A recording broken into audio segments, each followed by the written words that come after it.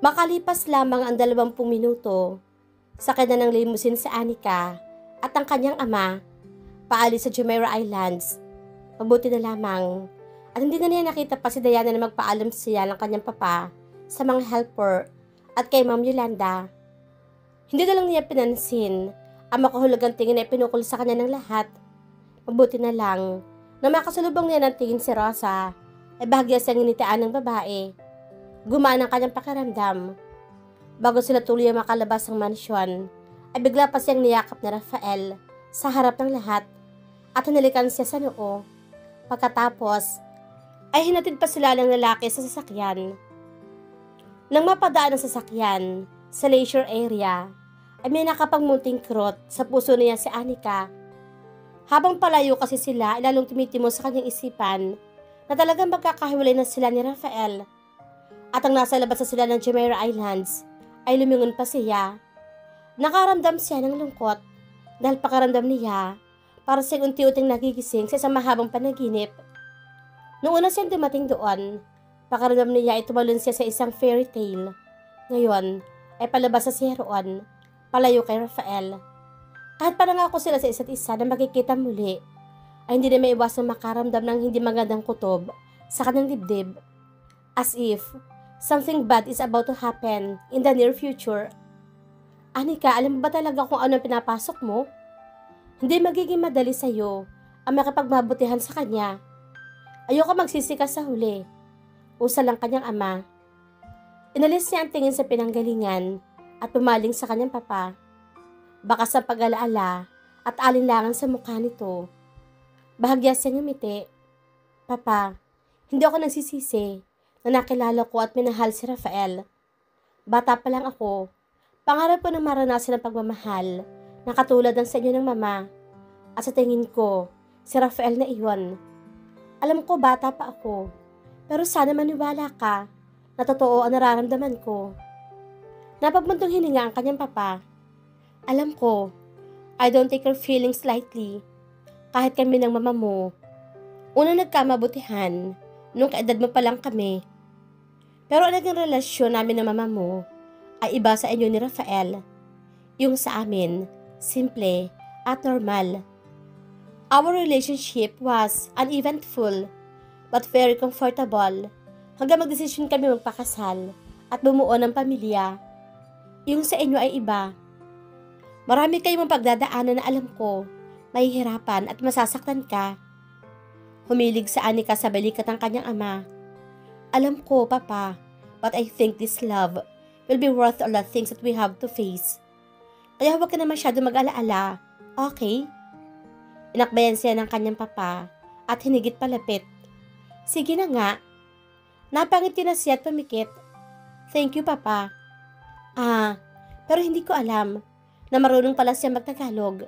Nagulat ako doon. Bahagyang natawa sa Anika. Marunong daw siya. Simula pa nung bata pa lang siya. Hindi lang niya basta ginagamit. Ang sabi niya, kapag kinakausap niya ang isang tao sa sarili niyang lingwahe, ibig sabihin, ibinibigay niya ang buong tiwala sa taong iyon. So, he's putting his trust on me? Tanong ng kanyang papa. Tumango siya. Fine. Susubukan ko rin ibigay ang tiwala ko sa kanya. Pasukong sabi pa nito. Lumawak ang kanyang ngiti at niyakap ang ama bilang pasasalamat. Huwag kang mag-alaala, Papa. Trustworthy si Rafael. Alam ko na kapag nangako siya, tinutupad niya iyon. Kaya sigurado si Anika, natutupad rin ng lalaki ang pangako nitong natawagan siya nito araw-araw. And that he will come to her as soon as he can. Ang mga pangakong iyon, ang pangahawakan niya hanggang sa susunod nilang pagkikita ng lalaking mahal niya.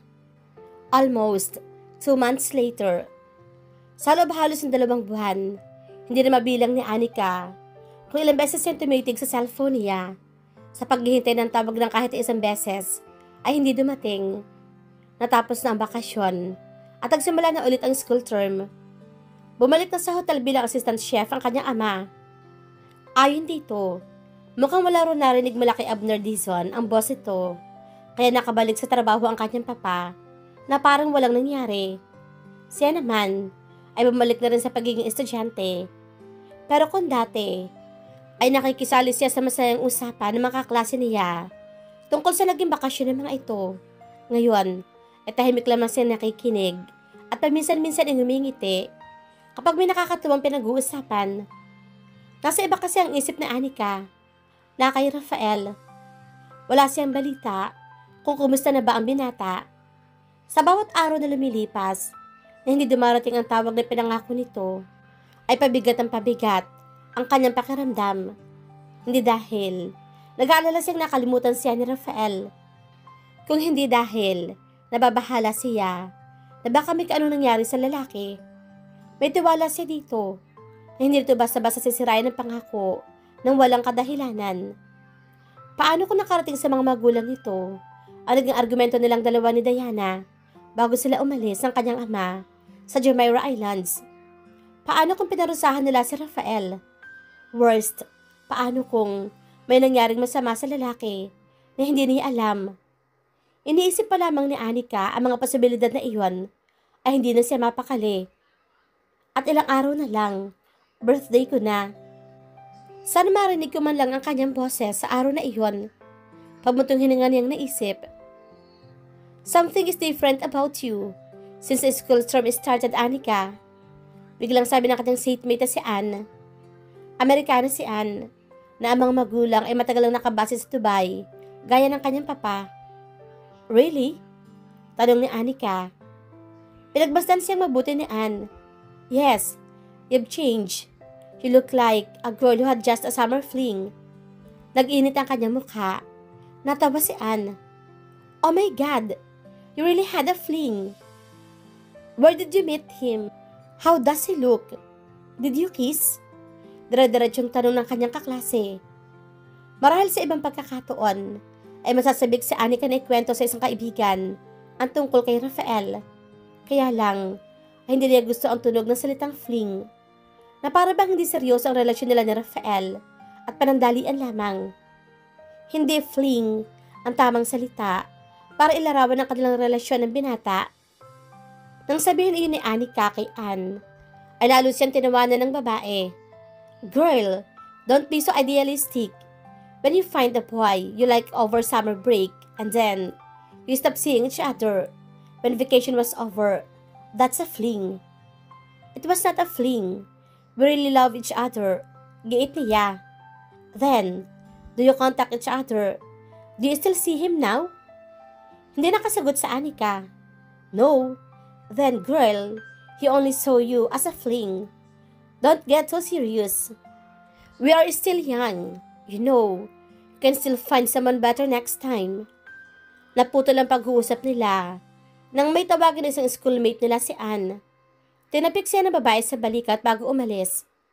Napabuntong hininga na lamang si Anika at ang alumbaba. Buo pa rin ang kanyang paniwala na mali si Anne, na hindi ganon kababaw ang namagitan sa kanila ni Rafael. Pangahawakan niya iyon hanggang dumating ang sandali na magkita silang muli. Pero Rafael, nasaan ka ba ngayon? Ano ang ginagawa mo? I want to see you. Even hearing your voice and knowing that you're okay will be enough for me. Pero bakit kahit isang beses, hindi mo ako tinawagan? Subalit alam ni Anika na kahit anong kanyang daing, hindi yun makakarating sa lalaking hinihintay. Damn, I'm dead tired. Inisabrala si Rafael pagkapasok niya sa kanyang silid. At last, he was alone so he can finally lower his guard. Habang lumilipas ang panahon, lalo pa niyang napagtatanto na nakakapagod panatilihin ang walang ekspresyon niyang maskara. Ang pagpipigil sa mga emosyon, kagaya ng tinuro sa kanya ng kanyang papa, lalo na kapag nasa harap siya ng ibang tao. The need to find a moment when he can lower his guard is getting stronger. At sa tubing gusto niya makapag-relax kahit sandali lang, ay mukha ni Anika ang kanyang naiisip. It was only with her that he felt like he can be his real self. Napahugot ang malalim ng paghinga si Rafael dahil para may lumalamutang sa kanyang sikmura ng maalaala si Anika. Matagal na niyang hindi nakikita ang babae. Matapos ang halos 2 buwan, ay nakabalik siya sa bahay nila sa London, kung saan siya nakatira kapag walang pasok sa exclusive school na kanyang pinapasukan. Nagsimula ang lahat sa pagsusumbong ni Diana Medis sa papaniya tungkol sa kabaliwan daw niya sa isang helper sa Jumeirah Islands.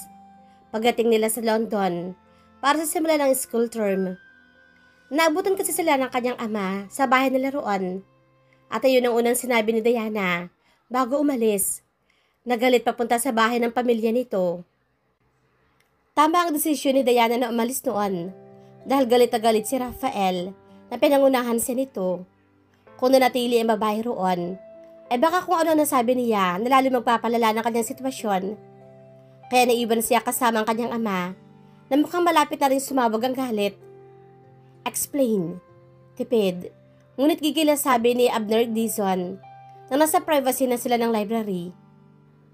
Dahil hindi nagpapakita ng matinding emosyon ng kanyang ama sa lugar kung saan marami ang pwedeng makakita, kahit sa harap ng mga maid, ay hindi ito nagpapakita ng emosyon. Bagay na nais ang kanyang amang gayahin niya. Seryosong sinalubog ni Rafael ang tingin ng kanyang ama. There is nothing much to tell. I just fell in love. I cannot just ignore my feelings for her just because she told me to. I cannot see Diana as a prospective wife, Papa. I wanted to be Anika. Determinado niyang sabi. Naringgit ang mga mata ng kanyang ama. Anika is the chef's daughter. She's too young. And she's not from our social circle. She's not suitable for the next leader of the Dizon business empire. Forget her. Tumima mga bagang ni Rafael. I can't. Naninggit lalo ang mga mata ni Abner Dizon. For someone as smart and ruthless when it comes to business, you are stupid when it comes to women, Rafael. You have been fooled once.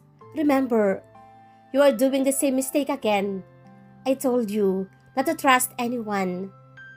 I am also talking about your heart. Don't just give it to anyone. I know that, but Anika is not just anyone. Do you think that's enough reason?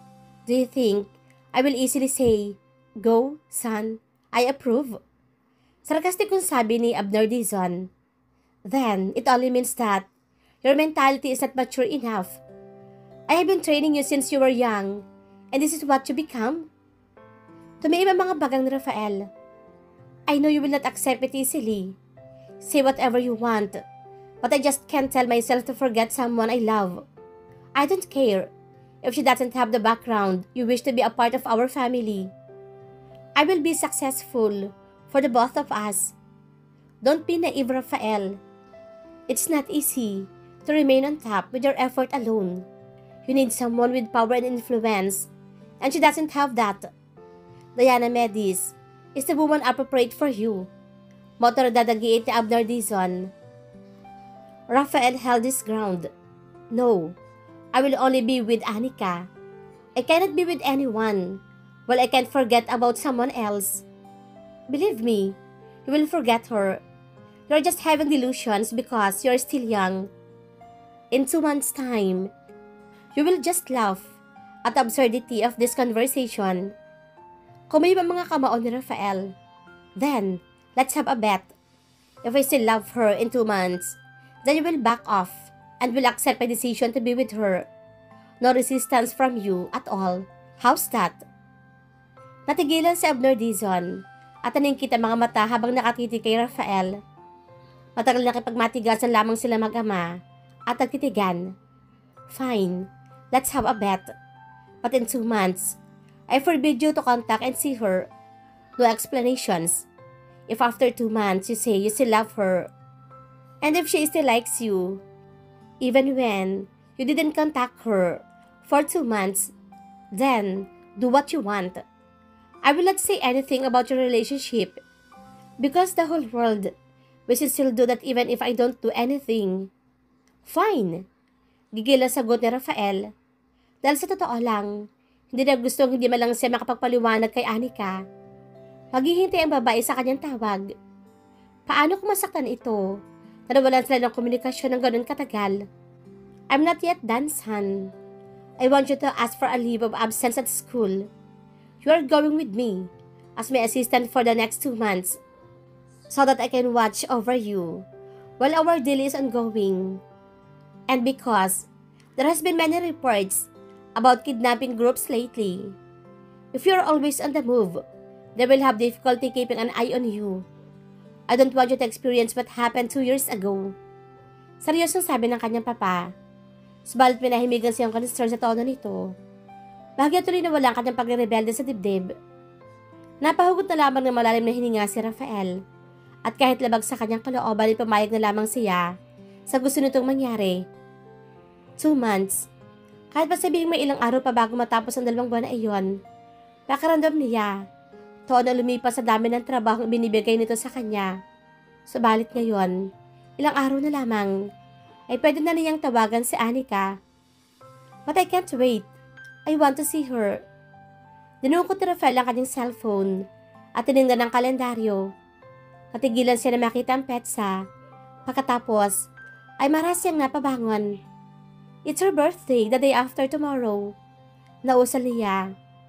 Mabilis siyang lumabas sa kanyang silid. Alem! Yes, Master Rafael. Sagot ni Alem na nakapwesto sa labas ng kanyang silid. We're going to Dubai. I don't have to use the private jet. I don't want my father to know where we are going. Just book us a flight. Utos niya. Tumango si Alem. Siya naman ay bumalik ng kanyang silid at naghanda para sa pag-alis. Pupuntahan niya si Anika.